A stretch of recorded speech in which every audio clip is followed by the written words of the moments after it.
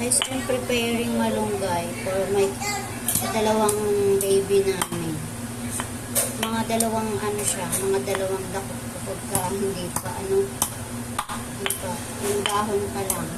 Kasi tag-isang po sila ng ano. Dalawa kasi sila kaya dalawang dakot to.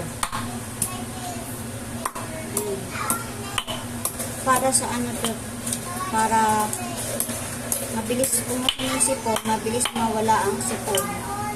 Tsaka ano rin to, may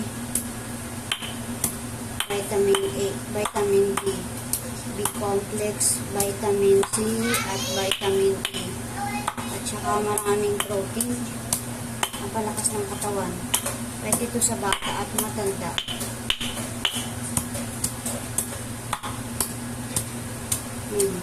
Hanggang ganyan lang. Huwag nyo masyadong dudurugin kasi pipigain natin to. Mahirap kasing pigain pagka sobrang durog na durog.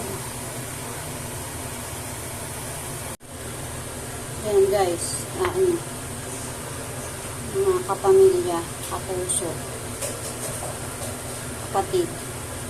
Wala na palang kapamilya.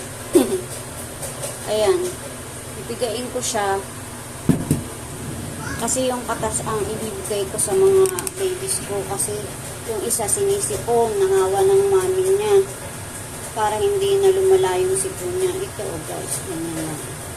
Yung katas niya, yan yan ang ipapainom ko sa kanila. Masipag silang uminom nito kasi nga parang ito na yung vitamins nila. Hindi ko na sila, may mga vitamins pa sila, vitamin C at saka yung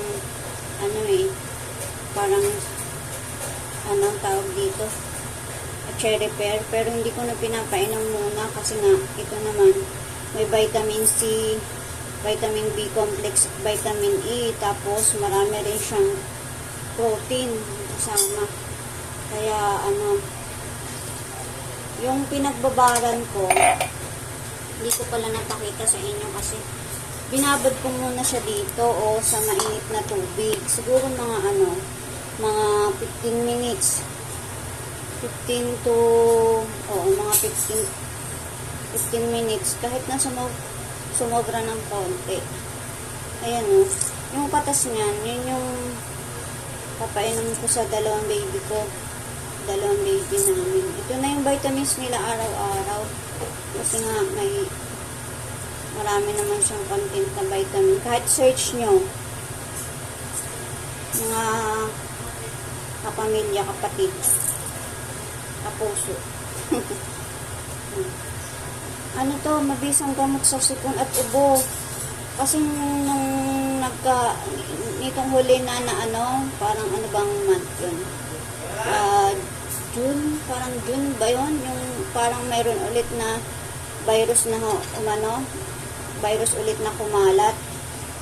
Yung COVID, parang COVID ulit.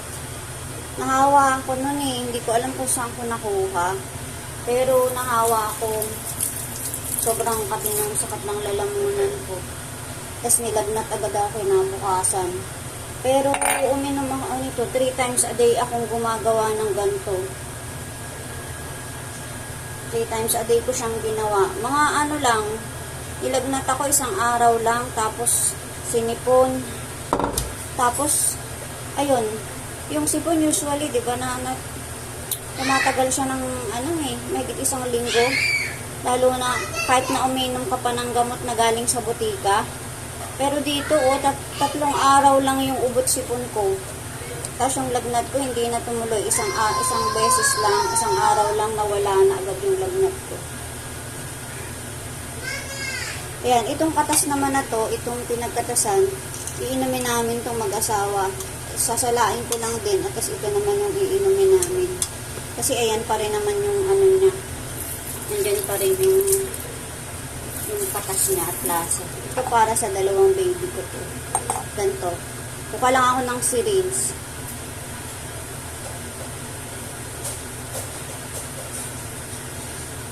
Ayan, isi-syringe ko lang siya.